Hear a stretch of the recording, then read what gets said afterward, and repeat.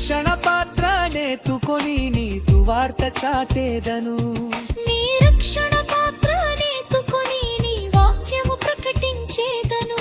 నీ సిలువ చెంతకు వచ్చాను, నీ సిలువ చాటున నన్ను ఉంచుమయ్యా. నీ సిలువ చెంతకు వచ్చాను, నీ సిలువ చాటున నన్ను ఉంచుమయ్యా. నీ సిలువ రక్తము చే నన్ను సిద్ధపరచవయ్యా. నీ దూతలను పంపి నన్ను అనువాడుకోనుమయ్యా. నీ సిలువ